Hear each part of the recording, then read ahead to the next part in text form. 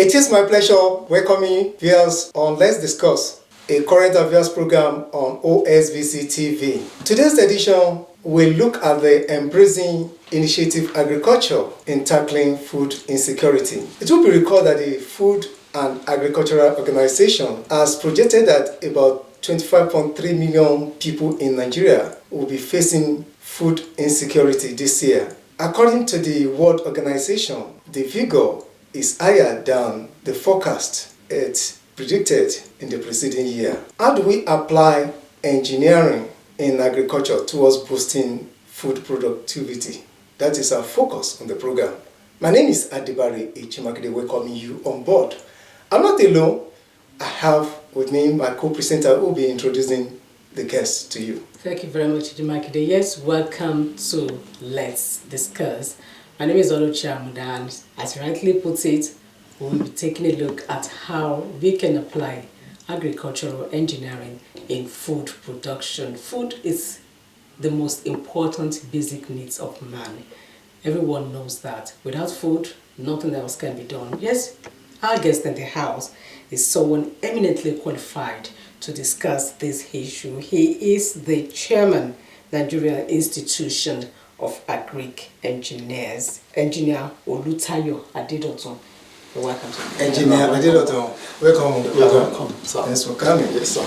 Yes, when we talk about agricultural engineers or engineering, what exactly do we mean? Yeah, thank you very much. Agricultural engineering is the application of engineering, feats of engineering to solve agricultural problems.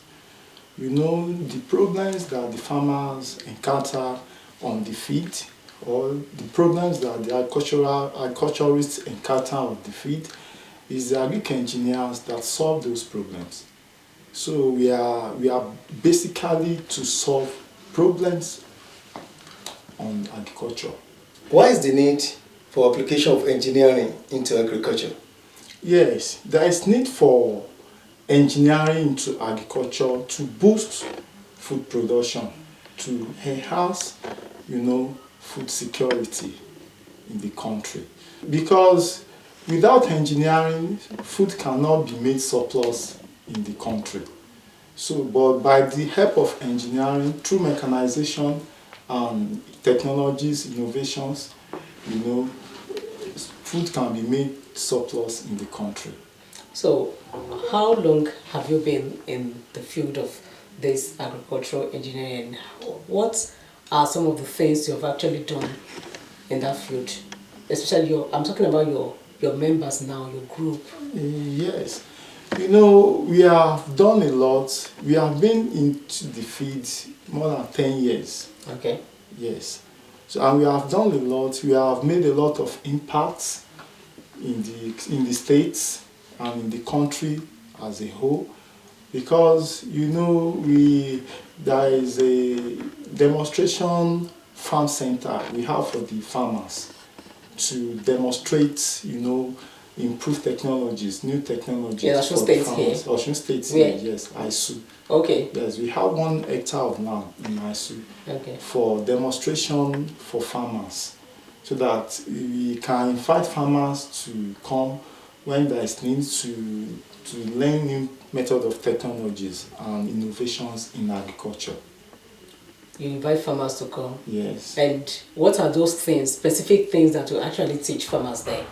Yes, there are new technologies, new methods of farming. Okay. We are preaching, we want farmers to step up from primitive method of farming to mechanized method, okay, to mechanization. Because it's through mechanization we can solve the problem of food insecurity in the country. All right. How will you compare subsistence farming to mechanized agriculture? In the olden days, forefathers they practiced agriculture, yes, and there was food surplus then. Yes. We didn't hear of food insecurity. Yes. Nowadays, we are still applying mechanized farming, yet we are facing challenges of food. I will compare the two and the merits and merits as well. Yes, thank you very much. In the olden days, we cannot compare the population in the olden days with the current population in the country now. You know, in the olden days, maybe around 1960s, 50s, even thereabout, the population is around 10 million. But now, the current population of Nigeria is around 230 million. You know, we cannot use subsistence farming to feed that kind of population. So we need to go into mechanization. You know, by practicing mechanization, it's going to expand the production schedule of farmers. So farmer is able to produce on a large scale, like 5,000 hectares, 1,000 hectares. It depends on the financial ability of that farmer. A mechanized farm starts from 1 hectare and above. An hectare is 2.5 acres. So from 1 hectare and above, you are talking about, you know, mechanized farming. You are going to have a lot of input, a lot of output from that farm, and food is going to be made surplus. And also through innovations and technologies. You know, there are a lot of innovations in agriculture now. For example, we have the GIS, that's Geographical Information System. We can sit down in the studio like this and be monitoring a farm in your state. You can sit down in your room and be monitoring your farm. That's GIS. That's part of the new technology in agriculture. You know, gone are the days where farmers will wear rag to the farm. You know, through age of technology, things are now different. You can go to the farm like this and monitor your farms because machineries have been put in place to work for you. So you don't need to stress yourself, you don't need to be dirty, you don't need to use hose and cutlass. Also, there are new breeds now, improved breeds, hybrids, that can give you better output in mechanization. You know, in olden days, our forefathers are mainly practicing subsistence farming just to feed their family and their, you know, immediate and maybe extended family. But agriculture has gone beyond that now. Agriculture is a business now. You know, you apart from, you know, feeding yourself and the family, you know, people are, you know, going into agriculture for business. So you need to put mechanization into place to achieve this. Because through improved seedlings, you know, we have mutilated seedlings, hybrids, GMO seedlings that can give you a better output. You know, our farmers are still used to planting of old seedlings and they can't have better output with a person that plants hybrids. Okay, very much. Now, you're talking about mechanized farming. I'm still talking about farmers that are still using old seedlings, you know, not having better output. How do you think farmers will have access to the hybrid seedlings? And are you working with governments in this area to actually get to the farmers and educate them on how to go about, you know, farming in a mechanized way? Yeah, thank you very much. Yes, mechanization, farmers, they need to be familiar with mechanization. Actually, mechanization is very expensive, but we need government to come in to subsidize the rate of mechanization so that farmers will be able to afford them. You know, these improved seedlings I'm talking about, they are expensive. That's why farmers don't go for them, because they are expensive. So they prefer planting ordinary seedlings that they can afford. But you know, these are the seedlings that are being, you know, mutilated in the laboratory. So they are genetic, you know, mutilated. So they are being improved to give better output for farmers. So that instead of farmers to be talking about a ton of, you know, output maybe in the farm, farmers can be talking about 8 tons, 10 tons when you plant improved seeds. By this, food is going to be made surplus. So we really need government interventions to come in to subsidize the rate of mechanization. in machineries, the use of machineries. Government needs to subsidize all the input from machineries, herbicides, seedlings. Government needs to come in to subsidize it so that everybody will be able to go into the farm. Because farmers may not be able, ordinary farmers will not be able to afford all this, will not be able to afford mechanization, improve seedlings, machineries and all that. You talked about, being mutilated in the laboratory. Yes. Wouldn't there be any health hazards? No, they are not. There's no any health hazards. Yes, because they are taking all those into the considerations. Okay. Because Agric Engineering, whatever improved technology we are applying, we used to consider the biological process and the environmental aspect of it. So we try to reduce hazards to the lowest level, so that whatever we are doing is not going to be, dangerous to human beings or even to the animals. All right. Farmers have been observed to be facing the challenges of availability of machines, especially to engage in large-scale production, mechanized farming we are talking about. You made mention that the government needs to come in to assist in certain areas, like subsidize chemicals and other things. But the availability of machines is very, very important. It suggests whether the nation is ready for this mechanization or mechanized farming or not.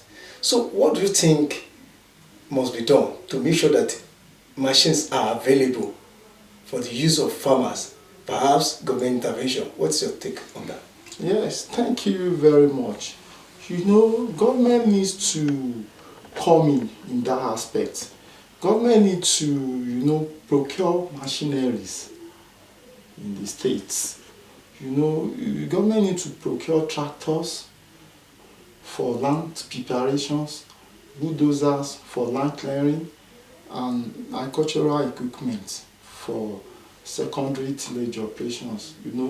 Maybe planters, harvesters, boom sprayers, and so on and so forth like that. But if government is able to procure those machineries and equipment, the cost of operation is going to be reduced because government will subsidize it. We have private owners of tractors in the town now. The rate at which they are doing their land preparation is very high. The charging. Their charges is very high. For example, now they are charging, if you want to plow an acre of land, 1 acre is 15,000 now. How many farmers can be able to afford that? And some years back, it used to be 1,000, 2,000. It's due to it's because of high cost of diesel. Oh. Yeah, it's high cost of diesel. That's why those things are now at a very high cost. So, but if government coming, that 15,000 can be subsidized to like 10,000 or 8,000, so that farmer will be able to have access to machineries, so that they can go to the farm and do their land preparations. Thank you very much, sir. One of the factors that's also affecting agriculture in Nigeria has to do with climate change. Agricultural products or farming are often subjected to vagaries of weather. Now, yes. If you are practicing a mechanized farming, do you still have to wait for rainy season? You complain that, it has not rained, I cannot go to the farm, I cannot plant and all that. What really does it entail? Yes, there are a lot of methods now. You don't need to wait for rain now. Gone are the days where you wait for rain before you can go into farming. You can plant all seasons now through irrigation. Okay. So that's the work of Agric Engineering too. There are methods of a lot of irrigation system you can use now to ensure that we have all crops planted at all seasons. You can plant from January to December with the help of irrigation. January to December. Okay, now as we look at that irrigations, how do we apply that irrigation methods in crop planting? Take for instance maize or yam. Yes, you can, it depends on the crop you want to irrigate. For example, now for maize now, we have different types of irrigation. We have sprinkler, we have drip, we have surface. So for example now for maize, you can apply drip irrigation for maize because there are a lot of things you need to take into consideration when you are laying your pipes or when you are doing your design of across the farmland. Across the farmland, yes. You need to take into consideration the type of crop you want to irrigate. Maybe it's a flowering crop or is a tuber. So that one will help you to be able to determine the best type of irrigation to be used. For example, now if you use sprinkler for maize, it may not be appropriate. Okay. Because of the flowering, maize is a flowering crop. And so it's going to, it actually, you can use it, but the best is drip irrigation. Can the type of roots also be considered? Yes. In application of irrigation? Yes. Okay. All right, thank you very much, Dr. Adedotun. Yes, we have a governor in the state who is very, very concerned, about the welfare of the people. Now, have you, by any chance, visited the governor to tell him about all these innovations and how it can actually help the state to grow? We have not done that. There is a plan ahead to do that. The governor is just resuming the office. So there are a lot of plans we have on ground to actually expose, to let him, see all these new methods, innovations that can really help the farmers in the state to be able to produce on a large scale and have better yields. Okay, what are the factors must be taken into consideration if farmers decide to go for mechanized farming? Yes, there are a lot of factors that must be taken into the consideration if farmers want to go into mechanized farming. The first factor is the land size. Land size is very important. A farmer must make sure that he has the actual land size. Okay. I talked about innovations the other time as part of mechanization, and yes, that's still why GIS called me. There is an instrument, is GPS, Global Positioning System. That one is used to measure land size for farmers. Because whatever you want to do, all the budget on the farm is going to be based on the land size. So if you have 50 acres of land and you are budgeting for 70 acres, that's failure already. So that's why land size is very important. A farmer must make sure he actualizes his land size.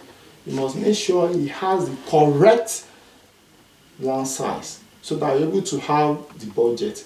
Because in farming, in mechanized farming, all the operations, your land preparations, planting, and herbicides applications, all the operations, even including the laborers, if there is need be, is going to be based, the cost, the budget is going to be based on the land size. Okay. So in mechanization, it's very important for farmers to make sure he has the correct land size before doing any other thing in farming. All right. Having the correct land size. Now, Yes. one of the problems we also have in Nigeria is that during harvesting period, you have excess of everything. If it is fruits, you have fruits, mangoes, oranges, a lot of them will go into waste. How do you apply agric engineering and adding value to agricultural products? Yes. One of the fields of agric engineering is food processing. Okay. Yeah, that's one of our fields. We process foods to add value. We package it to have value.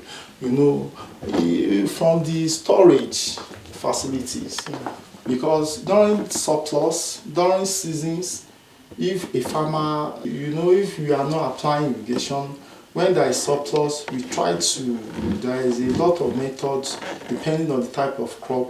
We try to store the product, the output, so that when there is at hot season, you can see have that kind of crop. So we process it. We have machineries. We make designs for a lot of machineries to process to process the output from the farm, so that it can add more value and be edible to the consumer. So that's also one of what we do. Okay, how easy is it to maintain the farm machines we're talking about? And are there availability of agricultural engineers for repairs in the country? Yes, we have Agric engineers in the country.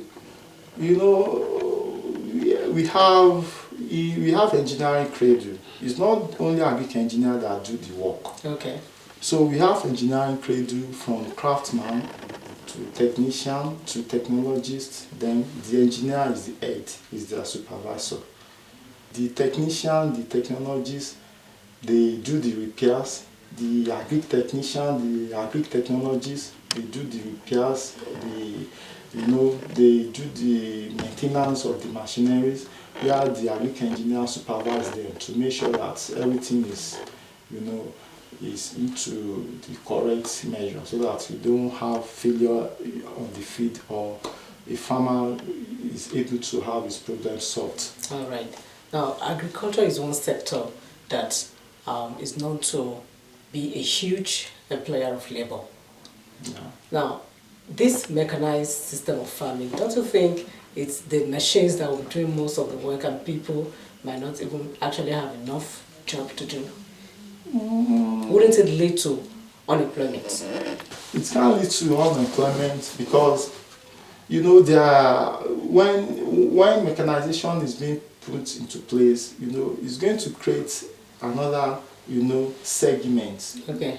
You understand? Where you even need laborers to work upon. When you are practicing mechanization, you are still going to use human power to operate those machines. Okay. You can't put machine on the farm and machine cannot do the work itself.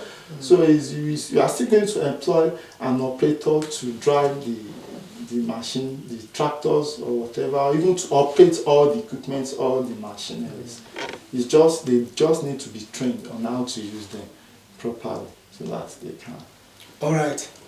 Thank you, Engineer Adedotun. Let's see, consider this. Mechanized farming has been described by some people to be responsible for soil infertility as a result of the farm operation. How we justify that, and what type of soil is suitable for farming activities? Yeah, thank you very much, sir. You see, mechanization cannot reduce the soil fertility. It's not possible. It even increases it. Okay, what to? Because what people used to say, that if you do land clearing, that you are going to remove the topsoil. Actually, if you do land clearing, you don't remove the topsoil, because when you want to do land clearing, you do agricultural land clearing. There are people that are trained to do agricultural land clearing, so that by the time they are doing the clearing, they don't tamper with the topsoil, because topsoil is what is even needed in agriculture. That's where most of is very rich. That's where most of the nutrients are. So if you are now doing land clearing and you now remove the topsoil, there is nothing you can plant on that soil that can yield well. So, but there is a way we do agricultural. What we do is agricultural land clearing. There's a way we do it. That's why, when you apply agricultural land clearing where the land is not tractorable, where tractor cannot work. because maybe of the vegetation of the place. If there are a lot of trees, it's going to disturb the tractors to walk. So, you are going to now do agricultural land clearing to remove those trees so that tractor will be able to work and be able to practice full mechanization, be able to use all the equipment. You're going to use your planter, the boom sprayer, the tractor. So you don't just employ in agriculture. Agriculture is a profession and farming is also a profession. If you want to do your operations, you don't employ anybody to do your operations. You learn about it and you employ trained person to be involved. That's when you can be successful at it. All right, thank you so much. If you just joined us, it is still Let's Discuss, and we have been discussing with engineer Olutayo Adedotun. He has been telling us on how we can apply agricultural engineering in food production to ensure that farming process is being boosted. Yes, fertilizer is one important thing that is needed. Now tell us which is more suitable, organic or inorganic fertilizer? Yes, thank you very much. You see, fertilizer is used to, add nutrient to the soil to supplement the soil nutrients. So, and we have the NPK, we have the urea. So it depends on the type of crop you are planting to determine which one you are going to use. Okay. And the stage and the age of the crop. There are some crops that are very sensitive to NPK. I'm talking about inorganic now. There are some that are very sensitive to NPK. When you use them, it's going to even affect them. But there are some soil that there are some plants that are they are very good, that will give good yields when you apply organic fertilizer. So it depends on the type of crops. Both are suitable, but the organic is better. Okay, why is that so? Because sometimes because of the environmental hazard of it, maybe to the soil microorganism in the soil and that. So because sometimes it could be hashed. Even both could be hashed, both the organic and inorganic. If you apply it, at the wrong quantity. So all these things you need to learn about it to be able to know which one is suitable to be able to apply at the right quantity. Okay, what types of machines are available for mass productions of both crops and animals that farmers can make use of to aid boost food production? Yes, thank you very much. We have tractors. Tractors are available for private, but the government doesn't have tractors. That's why I said the other time that government needs to come in. Except private? Yes, except the private individuals that have tractors. We need government intervention, okay, for people to be able to access more tractors. So we have a lot of machineries. We have tractors, we have agricultural equipment, planters, boom sprayers, harvesters, a lot of them. Okay. Isn't it high time for the nation to go back to its old glory? Or let me say the seemingly lost glory. In the olden days, along Oyo there, we heard about Fashola farm settlement and the likes, where we had a lot of cattle there, farm animals, different kinds. We heard about tractors, they have machines, tractors, and some people are being trained on how to repair all this. Don't you think that youth involvement in these areas will help boost food productivity in the country and help Nigeria? Yes, youth involvement is going to really help. There is a program we are trying to, to put in place now. We are on it presently. We want to, create a scheme with NYSC. Okay. So that we want to see how the state can, use the avenue of National Youth Service Corps to enhance food productions. We want to see how the state can, have a farm so that these people can be engaged. Agric engineers, we are here to teach them new method of technologies, mechanization, so that things can be so easy for them, and teach them improved methods so that they can be interested in farming. All right, thank you very much. When you talk earlier, you mentioned something about land being one of the necessary or the most important thing, the land size. Land size, yes. So that anybody that wants to engage in mechanized farming must possess. Now, what about the soil type? Yes, soil type is also very important. There is sometimes you need to do soil tests to actually know. By the time you do soil test, it's really going to give you the you are going to have all the information about the soil. The pH level, all those things matters. The nutrients of the soil, it matters. The nature of the soil, it matters, because the crop has tolerance level to pH. Okay. So by the time you do soil test, you are going to have all these informations. And when you know the type of crop you want to plant, so you will know if that soil is suitable for that crop or not. Alright, would you now advise farmers to do a soil test first before acquiring the land? Yes, it's very essential. If you actually want to go into mechanized farming, mechanized farming, you are not planting for mere food consumption alone.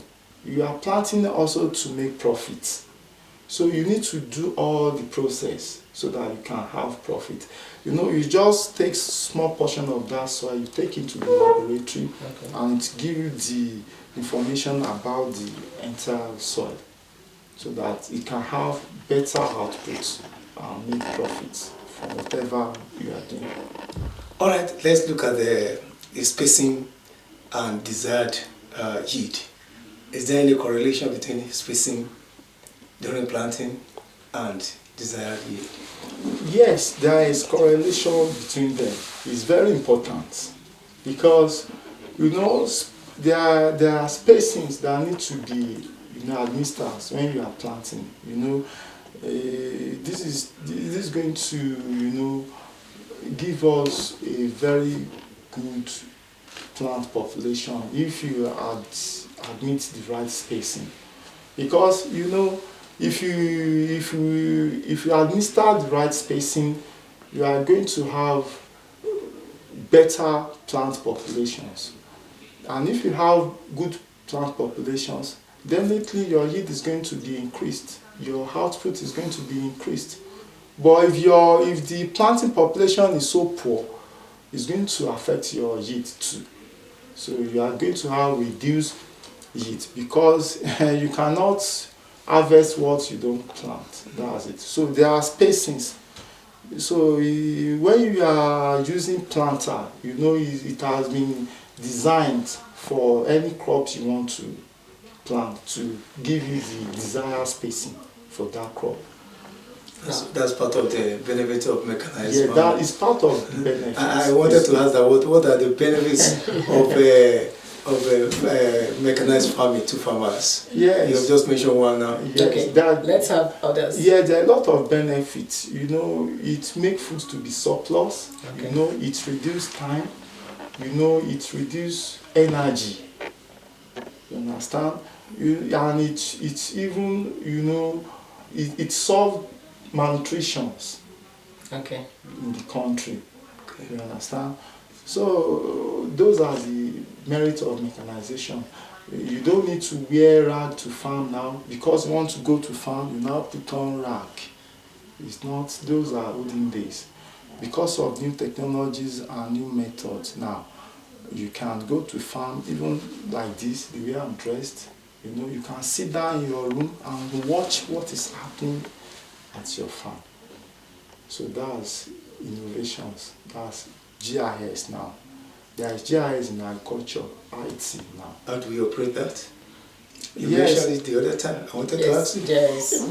Yes, you need Is it through electronic device or what? Yes, it's through IT, information technology. Okay. That's it. There is a software we use for that. Okay. Yes, if you want to achieve that, there is a software we use for that, so that an Agric engineer, a trained person, can help you to install that software on your Okay. computer system. Okay, more like a CCTV. Is it the same thing? It's related. It's Okay. related. Yes, Related to it's CCTV. related. So yes, let's see they are. how that can help in fighting crimes, because the state of insecurity, a lot of farmers, especially in the north, you know, have been killed, several lives lost on the farms. You know, people are no longer eager to go to their farms again. They are afraid that somebody Yes. will come and kidnap them. Tell us Yeah. how the GIS Yes. would help farmers and security agents too. Yeah, it's going to help a lot, because right in the office, the software can be installed in the office of Okay. any security personnel. So from your office, you can monitor what is happening in a very distant place, Especially your farmland. especially your farmland. And it will You cover as a every farmer, corner, so it's going to cover every corner. Okay. It's more elaborate than the CCTV camera. Okay. That's why it's a software that is, when you install that software, you're able to, monitor what is happening on your farm. And the security personnel too, they can, go into that, they can try to install that software, they monitor whatever that is happening in their office. All right, let's talk about this mechanized farming. Especially, let's look at the animals section now. In what ways can mechanization be introduced into animal rearing? Like you said that it doesn't necessarily that you put on rag or anybody or other person when you are going to farm. What about a farmer who wants to do the milking of his cattle or cutting grasses for these animals or whatever? Yes, there are. What methods? Yes, there are machines for. No, you don't need to cut grasses for animals, for cattle again. There are improved feeds for them. Okay. You understand? There are processed feeds for them. So that you don't need to, it's being composed. The feed is measured to have the right quantity of protein, carbohydrate, fat and oil, and so on and so forth. Including roughages? Including roughages, yes. Okay. Including roughages, yes. So that it can meet the animal requirements.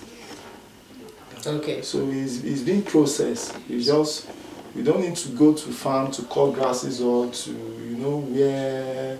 So you just. Okay, in what areas can machine be introduced in animal? Exactly. You talked about milking. Raising.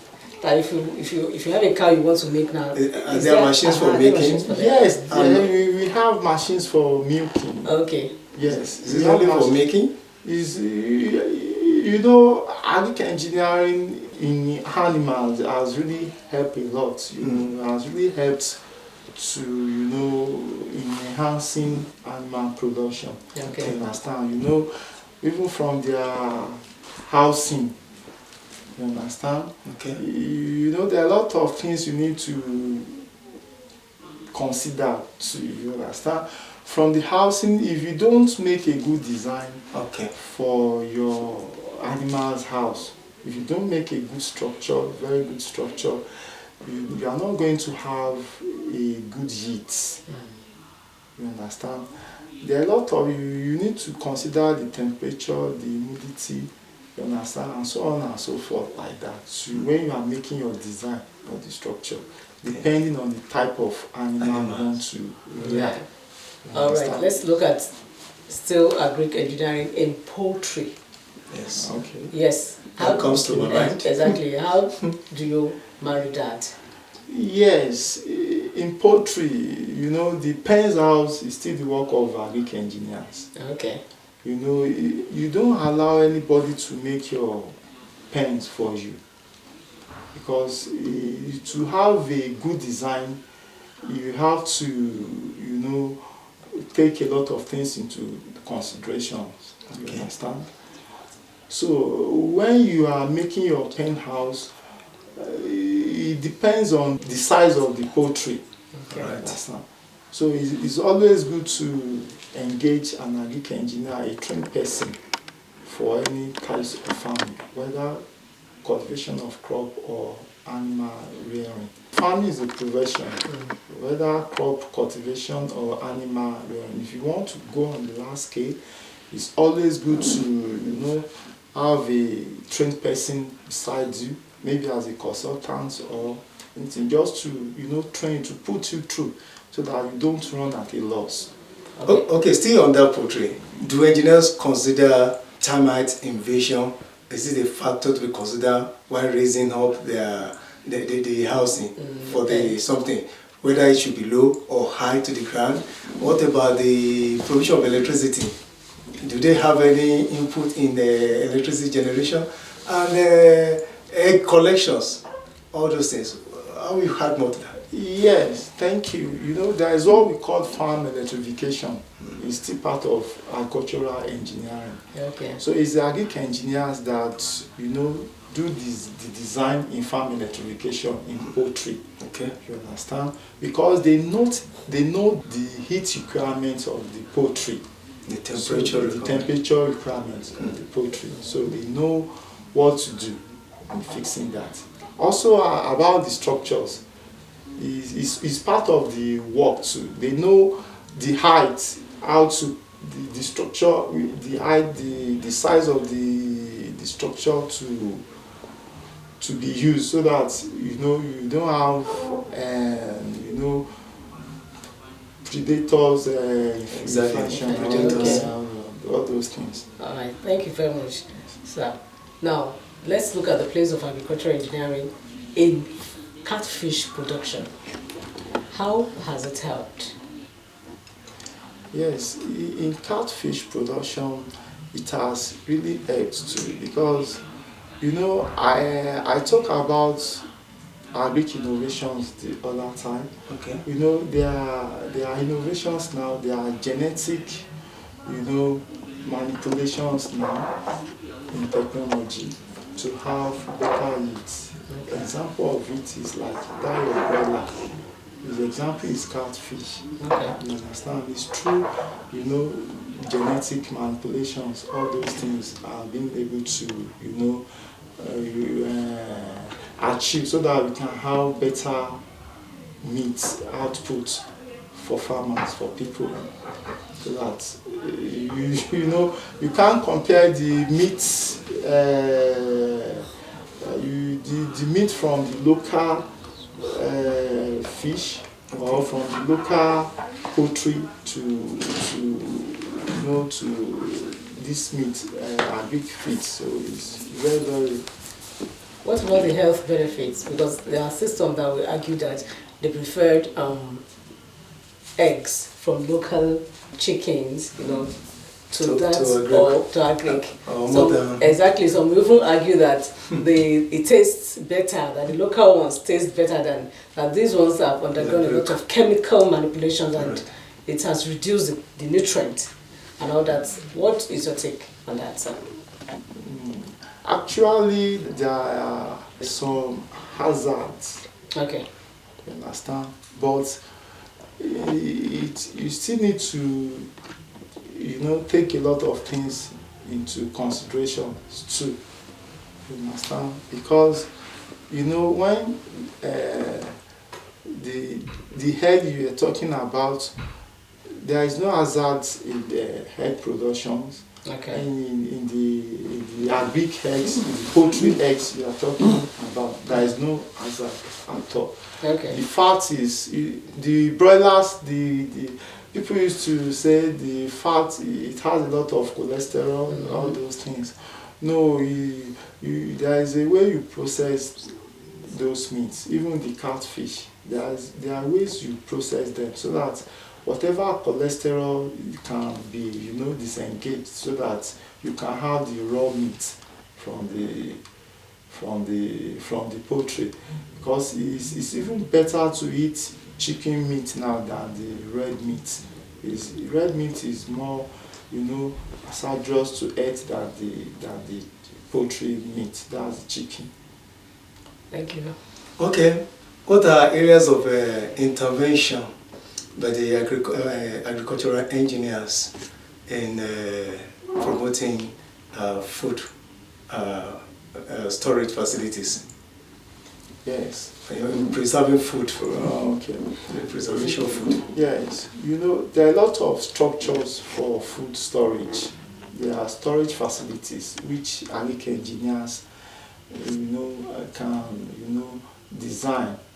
Because, during the surplus, during the season, you are able to store those crops in their structures. For example, now, we have silos, we have creep for maize, we have barn for yam. Who develop all those silos? Yes, Silos? yes. Is it the work of the engineers? It's the work of engineers. It's the work of Agric engineers. Okay. They are the one that we make silos, we make creep to store grains. Then also barns is the work of Agric engineer to store tubers. Yeah. Okay. So that during the off season you can see out those crops. So if you have all those things in most of the states, farmers will be able to produce, have surplus because they're able to store at the season. So during the off season, when there are no crops like that again, they can still be food sufficient. Thank you very much, Engineer Adedotun. Now tell us, I think our time is fast spent, before we go, tell us how your group intends to partner with the Osun State government to ensure food sufficiency for the states. Yes, there are a lot of programs we have on ground now. We want to partner with NYC. Okay. There is a program on ground now. We want to partner with them so that there is a scheme we want to introduce to the state government. We want to make farming attractive to the youth so that when you have large expanse of lands, each state has comparative advantage of crop. Osun State, we have our own comparative advantage. We can plant maize. Okay. In terms of arable, we can plant maize, we can plant cassava, we can plant rice. So if the state government is able to, maybe if you pick one of those crops, maybe rice, for example, rice is very expensive now. And we have a lot of lands now. We are going to do our assignments, get the sizable size of the land, then we can go into rice production. Okay. We can engage the NYC, the youth, so that we can work together, so that we can see how we can improve self-sufficiency in that area. Okay. Viewers at home, this is the convenient point to wrap up today's edition of the program. We have been examining application of engineering in agriculture towards boosting food production nationwide. Yes, I want to say very thank you to our guest, Engineer Adedotun. Thank you for coming, Engineer Thank you very much. Adedotun. Thank you, sir. Yes, also saying big thank you to our viewers. Thank you for always being there. My name is Olutayo Adedotun I am Adibare Jumakide. The executive producer is Akala Olabi. See you next time.